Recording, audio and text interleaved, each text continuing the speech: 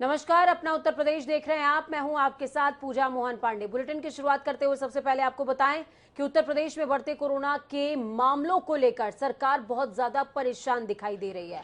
CM Yogi Adityanath ने राजधानी लखनऊ के लालबाग कोविड कमांड सेंटर का औचक निरीक्षण किया है, जिसके बाद लखनऊ में कॉन्टैक्ट ट्रेसिंग करने वाली टीमों की संख्या 124 से बढ़ाकर 250 कर दी गई है। इसके साथ ही एक और फैसला लिया गया। कॉन्टैक्ट आपको बता दें कि कंटेनमेंट जोन में रहने वाले असहाय लोगों के लिए कम्युनिटी किचन चलाया जाएगा।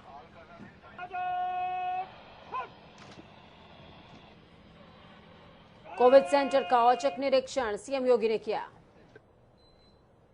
तो वहीं उत्तर प्रदेश के इटावा में शनिवार को बड़ा हादसा हो गया। बेटे के जन्म की खुशी में मंदिर में झंडा चढ़ाने जा रहे श्रद्धालुओं से भरी डीसीएम आगरा चकर नगर रोड पर अनियंत्रित होकर 20 फीट गहरी खाई में पलट गई। इस हादसे में 12 श्रद्धालुओं की मौत हो गई, जबकि 40 से ज्यादा लोग घायल बताए जा रहे हैं, जिनके इलाज के लिए जिला अस्पताल से सैफई मेडिकल कॉलेज जिनको रेफर किया गया।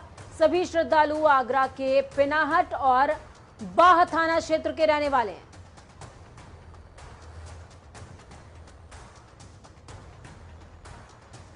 मंदिर में झंडा चढ़ाने जा रहे श्रद्धालुओं का ये जो हादसा हुआ है, ये बेहद भयावह, जिसमें 12 के करीब श्रद्धालुओं ने अपनी जान गंवा दी, तो वहीं 40 से ज्यादा लोग घायल भी हुए हैं। बच्चे के जन्म की खुशी में मंदिर में झंडा चढ़ाने जा रहे थे। तो इटावा में हुए हादसे पर गृह मंत्री अमित शाह और मुख्यमंत्री योगी आदित्यनाथ ने दुख जताया है। गृह मंत्री ने शोक जताते हुए कहा कि यूपी के इटावा में हुई सड़क दुर्घटना की खबर से आहत हूं, तो सीएम योगी ने मृतकों के परिजनों को 2-2 लाख रुपए की आर्थिक सहायता की बात उन्होंने कही है। उन्होंने घोषणा करी है, इस बात के निर्देश दिए हैं कि जो घायल हैं उनके इलाज सुनिश्चित तौर पर किए जाएं। इस खबर पर ज्यादा जानकारी के लिए फोन लाइन पर अनूप हमारे साथ में जुड़ चुके हैं। अनूप, क्या कुछ अपडेट है आपके पास? इटावा का ये हादसा बेहद भयावह रहा। देखिए पूजा, ये बिल्कुल सही बात है। इटावा में कल एक बड़ा हादसा हुआ, जिसको लेकर आसपास के लोगों को दिल दहलाने वाली जो घटना सामने आई है। जिस तरीके से डीसीएम में करीब 60 लोग से ज्यादा उसमें श्रद्धालु भरे हुए थे, मुंडन कराने जा रहे थे, एक ही पूरे क्षेत्र के लोग थे। उसके बाद अनियंत्रित होकर जो गाड़ी जो डीसीएम थी 20 फुट गहरे खाई में गिर गई, और उसमें उसके बाद फिर तुरंत 12 लोगों की वहां पर मौके पर मौत हो गई। सोचो पूजा, वो नजारा क्या रहा होगा जहां पर 12-12 लाशें पड़ी होंगी, और कम से कम करीब 60 लोग, करीब 50 लोग से ज्यादा जो गंभीर घायल थे उनको अस्पताल पहुंचाया गया है, जिसमें 13 अनूप, क्या आपके पास इस तरह की कोई इन्फॉर्मेशन है कि घायलों की स्थिति अभी कैसी बनी हुई है, परिजनों का क्या कुछ हाल है, या फिर सीएम की तरफ से कोई और अभी निर्देश दिए गए हो? तो देखिए पूजा, 13 लोगों की हालत बहुत ही गंभीर है, वो जिंदगी मौत से अस्पताल में लड़ रहे हैं। हालांकि इस मामले को लेकर सीएम योगी आदित्यनाथ ने तत्काल संज्ञान लेते हुए जो घायलों का इलाज के लिए, समुचित इलाज के लिए तुरंत आदेश दिया था। वहां के जो डीएम को, कप्तान को मौके पर पहुंचने के लिए आदेश दिया था, और जिसमें जो मृत हैं उनके परिवार को 2-2 लाख रुपए आर्थिक सहायता की बात की थी। लेकिन ये इतनी बड़ी घटना है पूजा कि आसपास के लोग काफी वहां पर हालांकि पहुंचे, उनकी मदद से उन लोगों को निकाला गया। पुलिस काफी देर में पहुंची थी वहां पर, स्थानीय लोगों की मदद से वहां पर इन लोगों को निकालकर एम्बुलेंस बुलाई गई। इसमें काफी वक्त लग गया, जिसमें जो गंभीर घायल थे 1-2 लोगों की वही मौत हो गई, जो कम घायल थे जिनको अस्पताल पहुंचाया गया। हालांकि अभी वर्तमान स्थिति को बात करें तो 13 लोग गंभीर घायल हैं और जिंदगी और मौत से लड़ रहे हैं पूजा। बिल्कुल, चलिए बहुत बहुत शुक्रिया अनूप हमारे साथ जुड़ने के लिए, अहम जानकारी ग्राउंड जीरो से साझा करने के लिए। खबरों में आगे बढ़ेंगे। जी हां, आपको बता दें कि यूपी में कोरोना भयावह रूप लेता जा रहा है। एक दिन के अंदर 10,000 के लगभग संक्रमित मिलने से सरकार और प्रशासन के लिए हालात बेकाबू होते जा रहे हैं। बढ़ते मरीजों के चलते स्वास्थ्य सुविधाओं में लोगों को लगातार दिक्कतों का सामना करना पड़ रहा है। बीते 24 घंटे के अंदर 9,695 नए संक्रमित मिले हैं। राज्य में शुक्रवार को भी इसी तरीके के जो है हालात देखने को मिले और आंकड़ा भी यही कहता रहा। इसी तरीके से राज्य में एक्टिव केसेस की संख्या अब 48,306 हो गई है।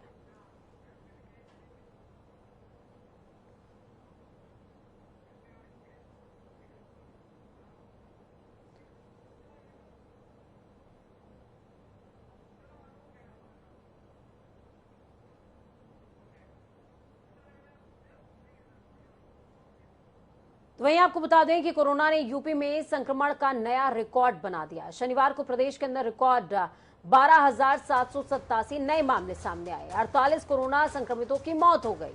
कोरोना के फैलते संक्रमण को रोकने के लिए 13 जिलों में नाइट कर्फ्यू लगा दिया गया है। मुख्यमंत्री योगी आदित्यनाथ ने शनिवार को गोरखपुर में कहा कि जिला प्रशासन ऐसी व्यवस्था बनाए जिससे शादी और भी जो सार्वजनिक समारोह हैं उसमें किसी तरह का कोई आयोजन रात्रि 9 बजे के बाद ना हो।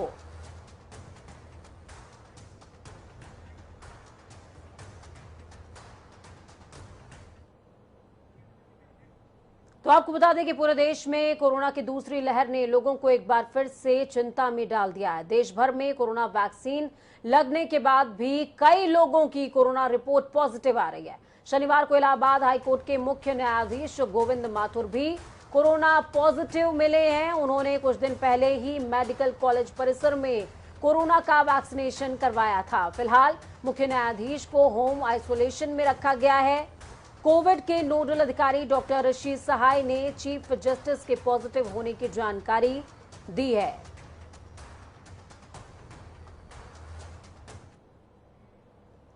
तो सिर्फ इंसानों को ही जद में नहीं ले रहा कोरोना, बल्कि भगवान भी इससे अछूते नहीं हैं। कोरोना वायरस महामारी के बढ़ते प्रकोप के बीच अब काशी विश्वनाथ मंदिर के गर्भगृह में श्रद्धालुओं के प्रवेश पर रोक रहेगी। शिव भक्तों को अब सिर्फ झांकी के दर्शन होंगे। तो वहीं नाइट कर्फ्यू के चलते शयन आरती में भी श्रद्धालुओं के प्रवेश पर रोक के साथ मंगला आरती के टिकट की बुकिंग रोक दी गई है। आपको बता दें ये कोई व्यवस्था नई नहीं है। पिछली बार भी जब लॉकडाउन की सिचुएशन बनी, हालात बेकाबू हुए थे तो गर्भगृह में प्रवेश जो है वो रोका गया था श्रद्धालुओं को। अब हालात सामान्य हुए तो प्रवेश वापस से जो है सुचारू किया गया था, लेकिन एक बार फिर से स्थिति भयावह नजर आ रही है। ये स्थिति हमारी ही लापरवाही से भयावह हुई है और नतीजा देखिए कि भक्त और भगवान के बीच में एक दीवार खड़ी हो गई है।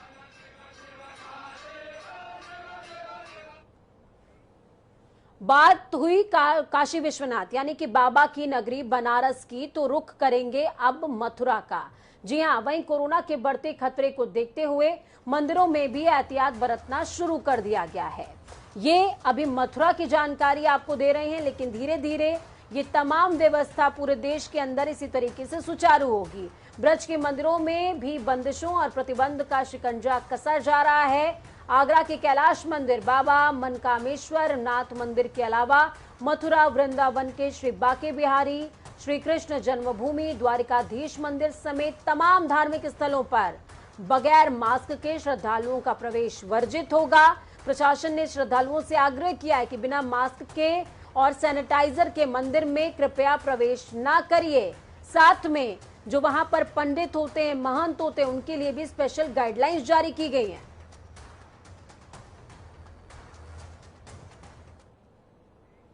इस खबर पर ज्यादा जानकारी के लिए, या यूं कहें कि तमाम खबरों पर ज्यादा जानकारी के लिए राजधानी लखनऊ से अनूप हमारे साथ में लाइव मौजूद हैं। अनूप, जिस तरीके के हालात नजर आए, कल औचक निरीक्षण भी मुख्यमंत्री ने किया, लेकिन सवाल ये कि औचक निरीक्षणों से क्या चीजें सुधर जाएंगी क्या?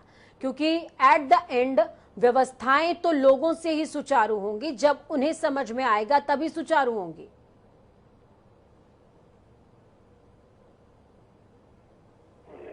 बात करें या मीटिंगों की बात करें, अधिकारियों के साथ लगातार उनका संवाद बना हुआ है तो कोशिश कर रहे हैं कि ये चैन जो कोरोना की भयावह स्थिति हो गई है उसको तोड़ा जा सके। लेकिन अगर जमीनी हकीकत पर पूछा जाते हैं तो अस्पतालों में वो जो सुविधाओं का टूटा आ गया है। अगर सैंपलिंग की बात करें, जो जांच कोरोना की होती है, तो वहाँ पर हर अस्पताल में निश्चित जो सामग्री उपस्थित कराई जाती है, क्योंकि वर्तमान हालातों से बहुत ही कम है। अभी सिविल से वो बात करें तो करीब 11 बजे तक 150 से ज्यादा लोग वहां पर लाइन पर खड़े थे, जिनकी कोरोना की जांच तो नहीं थी। लाइन में वहां पर अगर मौजूदा हालत में देखा तो 200 से ज्यादा लोग खड़े थे। अब ऐसे में 50 से ज्यादा लोग तो घर वापस जाएंगे ही, इनकी जांच कहाँ हो पाएगी? अब ये 50 लोग जो बच जाएंगे, ये लखनऊ में कोरोना फैलाएंगे। तो ये कहीं न कहीं जमीनी हकीकत और आपको कहीं न कहीं देखना पड़ेगा पूजा, क्योंकि जिस तरीके से हालात लखनऊ में है उसको देखते हुए लगातार जिस तरीके सरकार बड़ी व्यवस्था कर रही है, लेकिन ये हालात बहुत ही अच्छे इसलिए नहीं कहे जा सकते। दूसरी तरफ पूजा, जिस तरीके से उत्तर प्रदेश में वैक्सीनेशन की प्रक्रिया शुरू हुई थी, जिस तरीके से आज से जिस तरीके से वैक्सीनेशन उत्सव मनाया जा रहा है, लखनऊ समेत तमाम जिलों से जो खबरें आ रही हैं, वैक्सीन की कमी आ गई है। ऐसे में सरकार को ध्यान देना पड़ेगा पूजा कि वैक्सीन की कमी ना आने पावे और जांच का जो दायरा है वो बढ़ा दिया जाए, ताकि जो चयन है लगातार बढ़ते लोग जा रहे हैं, जो शहर में कोरोना लेकर घूम रहे हैं। अनूप, लेकिन सबसे बड़ी समस्या जिस तरीके से तमाम और क्षेत्रों से हम बात कर लें, तमाम और डिस्ट्रिक्ट्स की बात कर लें, वहां से इस तरीके की भी इनपुट मिल रही है कि जो तमाम हॉस्पिटल्स हैं वहां पर वैक्सीनेशन की प्रक्रिया कहीं पर 2 दिन के लिए ठप रही, कहीं पर 3 दिन के लिए। वाराणसी जो पीएम का क्षेत्र है वहां पर 3 दिन वैक्सीनेशन नहीं हुआ है, आगरा के अंदर 2 दिन नहीं हुआ। क्यों? क्योंकि वैक्सीन की डोज नहीं थी। हम किस प्रबंधन की बात कर रहे हैं और धरातल पर आकर के सब कुछ फुस हो जा रहा है। बिल्कुल पूजा, ये प्लानिंग की कमी है। सीएम योगी आदित्यनाथ के साथ जब अधिकारी बैठते हैं तो वहां पर लेखा जोखा कुछ और होता है, लेकिन पूजा हकीकत में कुछ और होता है। आपको उत्तर प्रदेश की वेंटिलेटर की बात बताना चाहूंगा पूजा। सीएम के जिस तरीके से आंकड़े हैं, सरकार ने जो आंकड़े दिए हैं वो कुछ और हैं, लेकिन हकीकत में जब कभी जिलों की नजर डालते हैं तो जो पिछले साल वेंटिलेटर सरकार के द्वारा उपलब्ध कराए थे वो भी इंस्टॉल नहीं हुए हैं। ये लापरवाही सरकार की नहीं है, बल्कि जिला प्रशासन की है, अस्पताल प्रशासन की है कि अगर जिंदगी और मौत से लोग लड़ रहे हैं, ऐसे में बुजुर्गों को वेंटिलेटर का ही सहारा है। वो वेंटिलेटर अभी तक इंस्टॉल नहीं हुए हैं, कहीं लाइट का अगर व्यवस्था नहीं हो पा रही है, अगर वेंटिलेटर सही भी है तो वहां लाइट नहीं होती, जिसके कारण वहां पर वो सुचारू रूप से नहीं चल पा रहे हैं। अब हालात देख सकते हैं पूजा की क्या कुछ उत्तर प्रदेश के हालात होंगे। बिल्कुल अनूप, जब उत्तर प्रदेश की लगातार बात हो रही है तो बात ये होती है कि भाई उत्तर प्रदेश बहुत बड़ा है, तमाम विविधताएं इसमें समाहित हैं, कई क्षेत्र में अभाव है तो कहीं पर प्रचुर मात्रा में संसाधन मौजूद हैं। तो इन तमाम परिस्थितियों को बैलेंस करना पड़ेगा, वरना निपटना बहुत मुश्किल है। चलिए, बहुत बहुत शुक्रिया अनूप हमारे साथ जुड़ने के लिए, अहम जानकारी ग्राउंड जीरो से साझा करने के लिए। खबरों में आगे बढ़ेंगे और बात होगी अयोध्या की। अयोध्या से खुशखबरी है। जी हां, अयोध्या में रामलला के भक्तों को गर्भगृह की पवित्र मिट्टी दी जा रही है।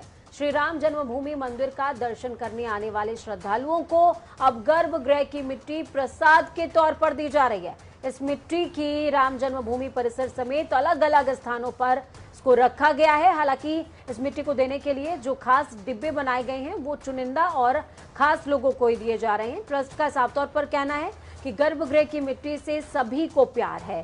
साधु संत समेत हर किसी के मन में इस मिट्टी के लिए अकूट आस्था है।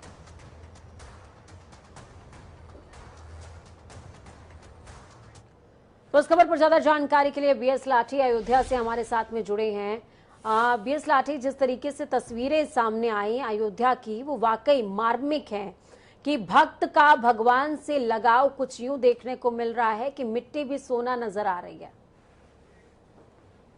पूजा एकदम बिल्कुल, अगर बात की जाए कि भगवान राम के जो राम भक्त हैं और जो भगवान के सबसे जो चाहने वाले हैं उनके लिए बहुत बड़ी खुश वो है कि क्योंकि हर कोई भगवान राम का से जुड़ी हुई चीज अपने पास रखना चाहता है।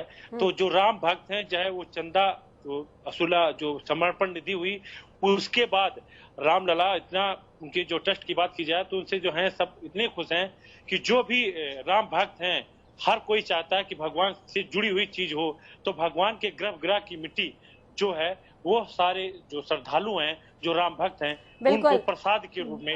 बीएस लाठी, आप ये तमाम बात विस्तार से बताएं, लेकिन उससे पहले तमाम दर्शकों को ये सूचना दे दूं कि गर्भगृह वो स्थान होता है जहां पर आप जब जाते हैं, किसी भी मंदिर में प्रवेश करते हैं तो भगवान आपको वहीं से दर्शन देते हैं। वो पावन स्थान है जहां पर भगवान विराजमान होते हैं गर्भगृह में, यानी कि आप उस जगह की मिट्टी उठा रहे हैं जहां भगवान रामलला विराजमान होने वाले हैं। अब बीएस लाठी, आप अपनी बात पूरी कर लें।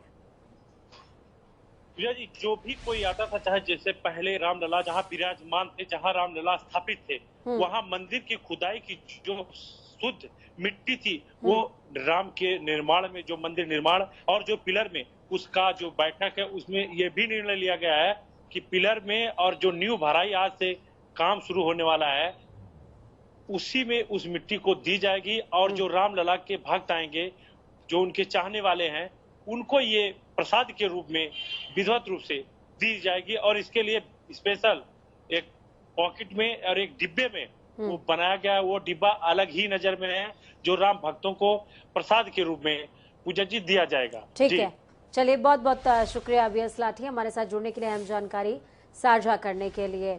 तो आपने ये जो खबर देखी है, ये खबर नहीं एक भाव है, और आपको इस खबर से ये भी समझ में आएगा कि भारत किस तरीके से आस्था से चलता है। राममय नगरी है, राममय देश है, और राम से कैसे एक एक इंसान अपने आप को जोड़े हुए है। यही वजह है कि राम पर राजनीति भी होती है।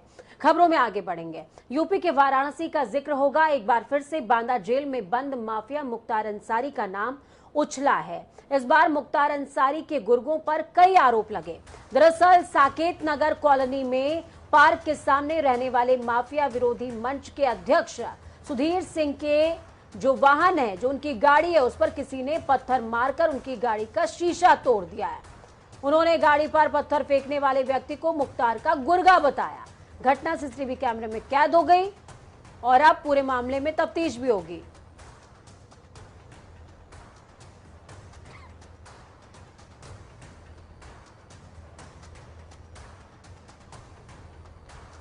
तो पत्थर मारकर गाड़ी का शीशा तोड़ा गया, और ये सब कहा जा रहा है कि बांदा जेल में बंद मुख्तार अंसारी के गुर्गों ने मुख्तार के इशारे पर यह सब करवाया है।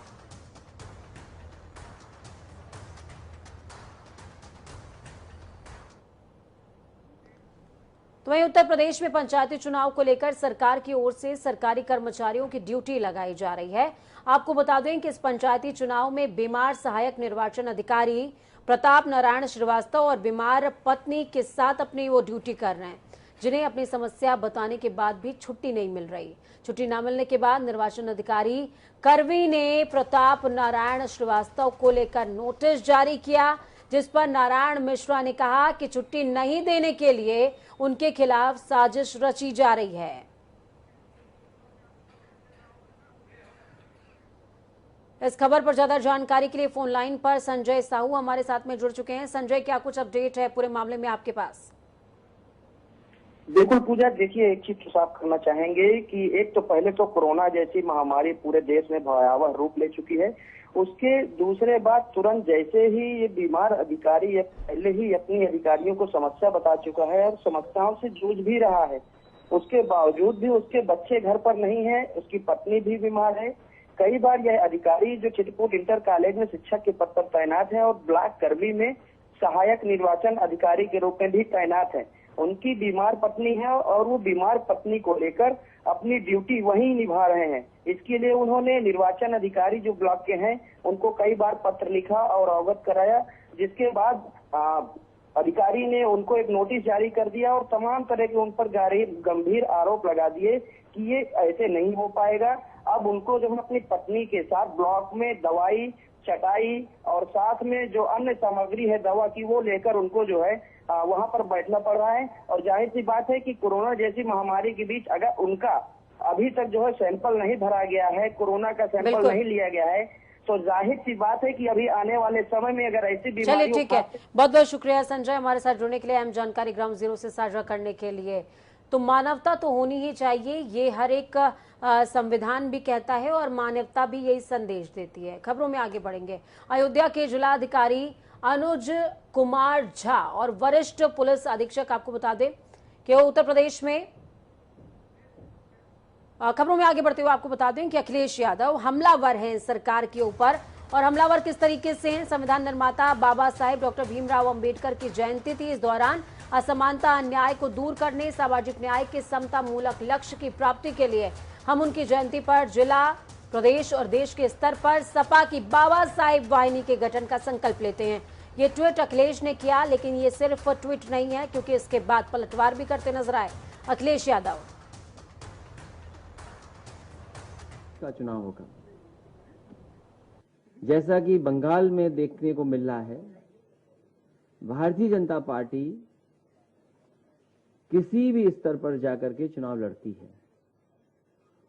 भारतीय जनता पार्टी का मुकाबला करने के लिए समाजवादी पार्टी ने लगातार संघर्ष किया और लगातार ये प्रयास किया है कि कोई भी समाजवादी पार्टी में शामिल होना चाहेगा, समाजवादी पार्टी में उसको जोड़ने का काम हम सभी मिलकर के करेंगे। सरकार ने कोई तैयारी नहीं की, सरकार अपनी वाहवाही में रही। जब बीमारी खत्म हो जाती तो वाहवाही होती तो ठीक था, लेकिन बीमारी को छिपा करके, आंकड़ों को छिपा करके, जानकारी को छिपा करके और अपनी वाहवाही की खुशी मना रहे थे। क्या कोई ये सोच सकता है? तो ये विपक्ष है और विपक्ष का काम है वार करना, लेकिन सवाल ये कि क्या ऐसी स्थिति में राजनीति होनी चाहिए क्या, या फिर एकजुट होकर के कोई बीच का रास्ता निकलना चाहिए। वक्त यहाँ पर छोटे से ब्रेक का। ब्रेक के उस पार खबरों का सफर लगातार जारी। बने रहिए जनता टीवी के साथ, क्योंकि हम हैं आपकी ताकत। नमस्कार।